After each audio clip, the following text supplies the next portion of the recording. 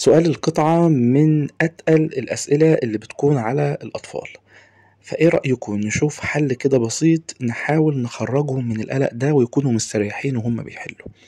دي أنسب حل ليهم وأنسب حل في الوقت القليل اللي لسه قبل الامتحانات.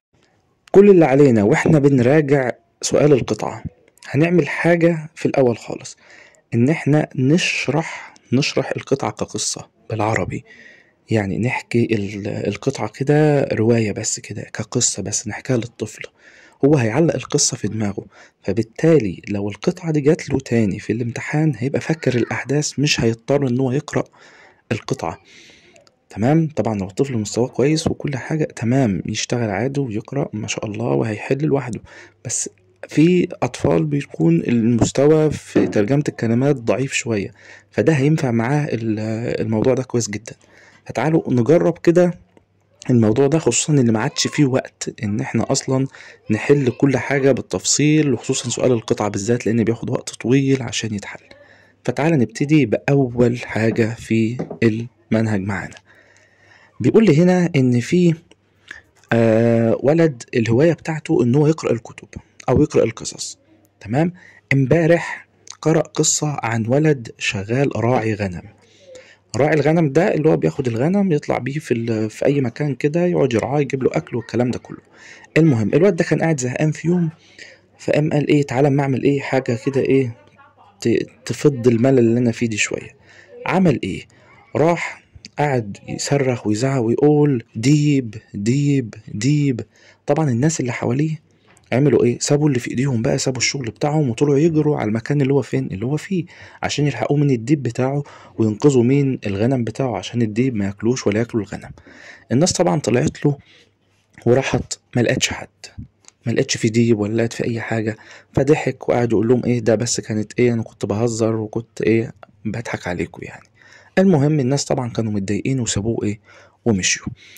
فمره تانية بقى ديب حقيقي ظهر، ديب حقيقي ظهر. طبعا هيعمل ايه؟ طبيعي لازم بقى هنا هيصرخ بجد، فقعد يصرخ ويقول ديب ديب ديب ديب. طبعا محدش راح له. ليه؟ لانه هو عامل فيهم فخ قبل كده وطلع مفيش حاجة، الناس فكرت ان مفيش حاجة فعلا. في الوقت ده محدش راح ان هو ايه يساعده. تمام، بعد كده ايه اللي حصل؟ الديب اكل مين؟ الخرفان. الديب اكل الخرفان.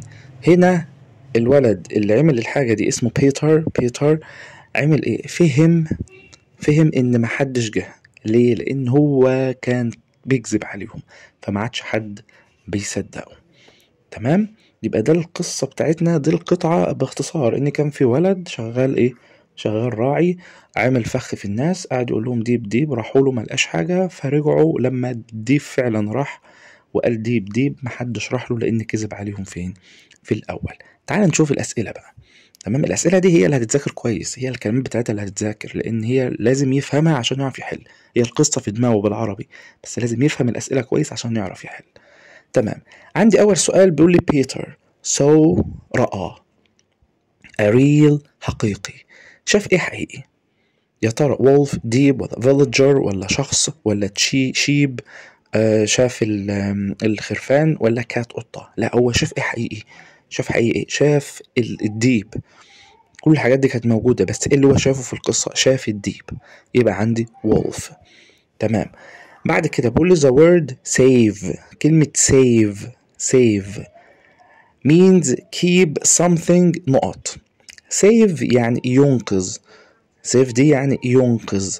فانت بتعمل ايه في الشيء لما تنقذه؟ طبعا بتحافظ عليه ان هو يكون آمن. يا ترى بتخليه ساد حزين باد سيء in danger في خطر ولا سيف آمن؟ لا، بتخليه آمن. ماشي. the text يعني النص، والكلمة دي مهمة في القطاع. text يعني النص. about يعني عن. النص ده عن ايه؟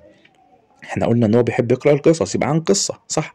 يبقى a book كتاب ولا story قصة ولا a review مقال نقدي ولا a thoughts يعني بعض المقتطفات؟ لا، هو عبارة عن قصة يبقى a story. تمام، طيب نخش على الأسئلة بقى.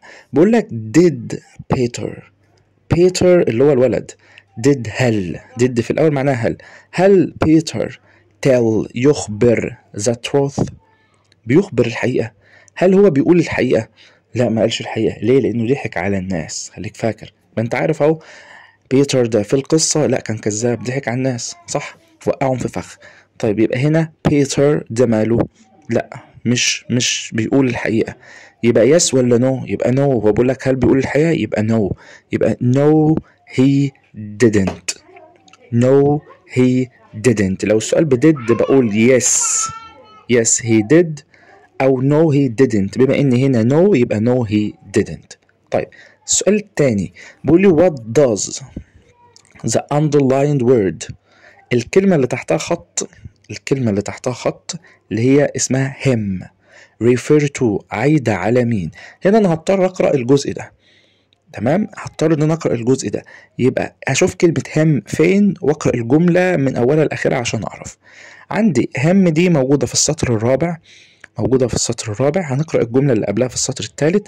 بيقول لي all the villagers، كل الناس المزارعين هناك او الاشخاص اللي عايشين هناك put down their tools. put down يعني يضع، وضعوا التولز الادوات بتاعتهم and ran to save. ran يعني جروا. to save ينقذ him، ينقذه. هينقذوا مين؟ ينقذوه هو مين؟ بيتر، صح كده؟ يبقى هم هنا عايد على مين؟ على بيتر. يبقى اول ما يجي لك سؤال زي ده عن بيتر والناس الفلاحين اللي شغالين معاه والغنم والديب والكلام ده، تفتكر القصه بالظبط وتحل الاسئله. اي سؤال يجي لك يبقى انت عارف الاجابات بتاعته. دي القطعه الاولى. القطعه الثانيه، القطعه الثانيه بيتكلم لي هنا من بيردز ميجريت اهو، يهاجر، يبقى هجره الطيور. بيتكلم لي عن هجرة الطيور وبيقول ان في عدد كبير جدا من الطيور بتهاجر الى مصر ومن مصر، يعني بيجوا مصر وبيمشوا من مصر.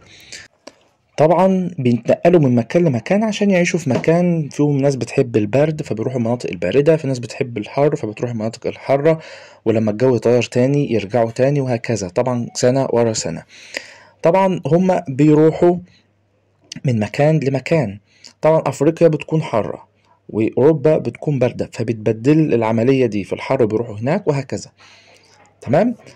طيب بيطيروا طبعا مسافات طويلة جدا، والصغيرين برضو بياخدوهم معاهم ليه؟ عشان يتعودوا على الطريق، يعرفوا هم رايحين منين وجايين منين. طبعا بس مفيش لهم طرق، فهم بيعرفوا الحاجات دي منين؟ بيعرفوا المسافات الطويلة دي اللي هم بيطيروها دي طويلة جدا، بيعرفوها بقى من الشمس، بيعرفوها من النجوم، بيعرفوها بيعلموها بالأشياء. فهم لهم طريقة معينة بيعرفوها بها. العلماء بياخدوا وقت طويل، وخدوا وقت طويل جدا عشان عايزين يعرفوا هم بيعملوا الحاجة دي ازاي. تمام. يبقى القطعة عندي باختصار كده بتتكلم عن هجرة الطيور، ان هم بيسافروا من مكان لمكان خلال سنة سنتين، بيروحوا ويجوا. تمام. بيروحوا ليه؟ من مكان لمكان عشان يلاقوا مكان دافي يقعدوا فيه. بيسافروا مسافات طويلة جدا. طب بيعرفوا ازاي السفر؟ يعني بيسافروا ازاي؟ بيعرفوا الطريق ازاي؟ هما بيعلموا بقى، لا اما بالشمس، لا اما بالنجوم، لا اما باشياء معينة. والعلماء نفسهم لسه بيدرسوا وعايزين يعرفوا ازاي بيعملوا الطريقة دي. تعال نشوف الاسئلة. اول حاجة بيقول لي the verb get. the verb get means. get يعني يصل او يحصل على. بس يا ترى هنا في الجملة بتاعتي معناه ايه؟ هنيجي الجات هنلاقيه في السطر الخامس، في السطر الخامس في الاخر كده بيقول لك من النص كده know how to get، يعرف كيف نقط to the place المكان، يبقى يصل الى المكان. يبقى كلمة get في الفقرة دي معناها يصل. طب move يتحرك، ولا reach يصل، ولا walk يمشي، ولا run يجري؟ لا، يبقى reach يصل. طيب 2 the birds الطيور fly بيطيروا نقط distance يعني مسافات، احنا قلنا بيطيروا مسافات طويلة جدا يبقى long. 3 birds use الطيور بتستخدم ايه في العملية بتاعة الهجرة، بتاع الميجريت وهم مهاجرين؟ بيستخدموا قلنا الشمس والأشياء والنجوم. يبقى هو كاتب عندي يا ترى sun الشمس، ولا المون القمر، ولا الكلاود السحب، ولا الباروت البغبغانات؟ لا، بيستخدموا الشمس، يبقى sun. كده من المعنى بتاعي اللي أنا فهمته. قادر إنك تقرأ القطعة اقرأها، بس في ناس ما تقدرش، يبقى لازم برضو نخلي الناس تعرف تحل القطعة. طيب السؤال الأولاني بيقول لي summarize the text in one sentence. طيب يعني ايه summarize أصلا؟ يعني ايه summarize؟ summarize دي اللي هي شبه كلمة summer كده اللي هو الصيف. summarize دي يعني لخص، اعمل لي تلخيص صغير كده للايه، للي هو هيطلبه منك. بيقول لي لخص التكست كلها in one sentence، في جملة واحدة. يعني القطعة دي كلها في جملة واحدة. قلنا القطعة دي بتتكلم عن ايه؟ عن هجرة الطيور. ممكن تكتب bird migration. bird migration يعني هجرة الطيور. وممكن توصف الهجرة وتقول bird migration is amazing زي ما هو محلول عندي، أو is fantastic رائعة. تمام، يبقى هو عايز هنا التلخيص. أهم حاجة تعرف إن كلمة summarize يعني تلخيص. طب أنا لو معرفتش أعمل ملخص لنفسي بالإنجليزي، شوف جملة تكون قوية، وغالبا بتكون أول جملة في القطعة لو أنت مش عارف، وخدها اكتبها في السؤال بتاع التلخيص ده، ما تسيبهاش فاضية. تمام كده؟ ماشي. السؤال التاني بيقول لي what does the underlined pronoun they. قلنا underlined في الجملة اللي قبلها، في القطعة اللي قبلها، إن هي عائد، الخط اللي تحته الخط ده عايد على مين؟ جايب لنا كلمة they. طيب هروح لكلمة they في السطر اللي قبل الأخير. بيقول لك all things they can see. هم يستطيعوا يرونها. مين اللي يستطيع إن هو يشوفها؟ يقصد طبعا الطيور، لأن احنا بنتكلم عن الطيور. يبقى birds، يبقى they هنا عايد على مين؟ على birds. دي كده القطعة ايه؟ القطعة التانية.